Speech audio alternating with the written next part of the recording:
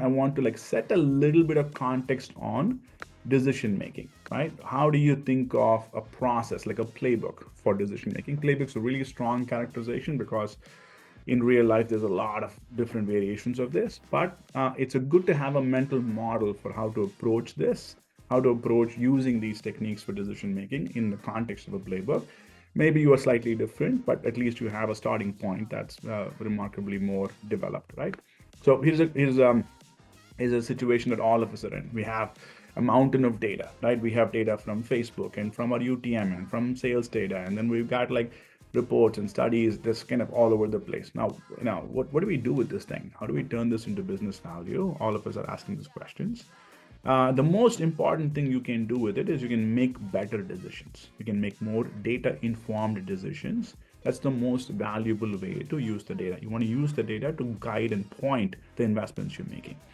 Now, how do you do that? The first thing you do is you do this triangulation. I just walked you through triangulation, a simple example, but imagine doing the triangulation exercise across all of the channels in your media mix, across all of the sales channels in your portfolio, using benchmark multipliers. Okay, not actually doing any real causal studies, but using industry benchmarks, just to get a sense for, where could this be landing for me? Is this credible? Am I is media driving 80% of my business or 8% of my business?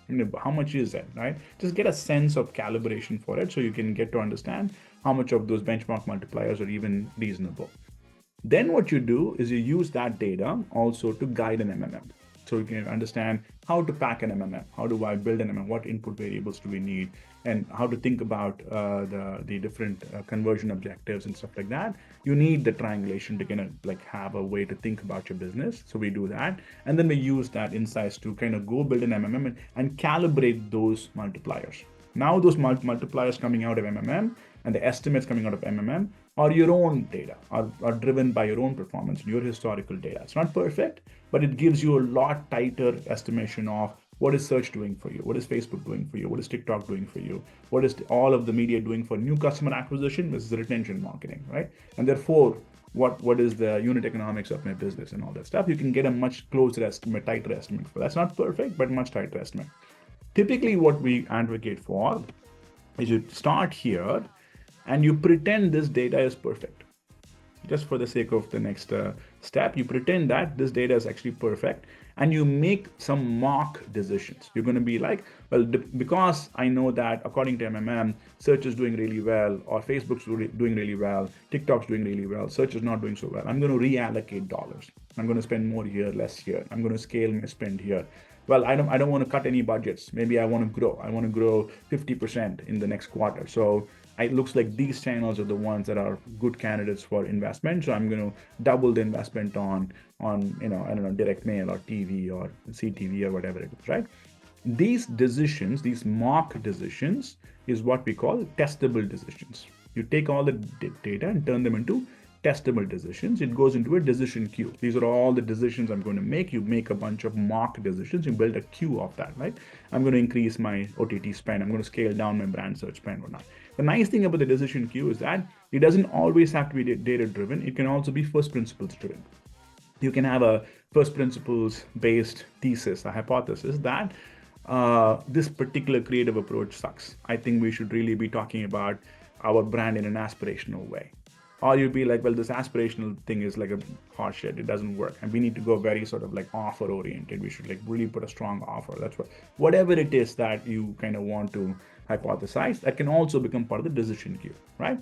So now you have a set of decisions. You usually cannot test everything. So you have to pick and choose which ones are the best ones you want to do. And there is kind of you estimate the business impact for each one of those. Now it automatically makes a business case for which of these decisions have how much business impact.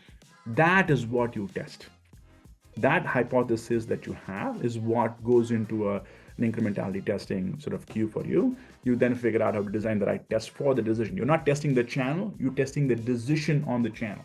I'm trying to scale the channel by 60% so that I can grow the business by 12%, right? That decision, the estimated decision, is what you're testing for, right? So now it's much more tighter, it's much more calibrated, more likely for your test to actually yield an actual investment decision.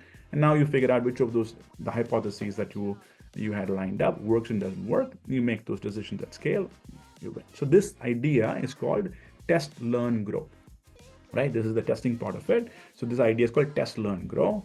And typically your, a test, learn, grow cycle is about, 4 months.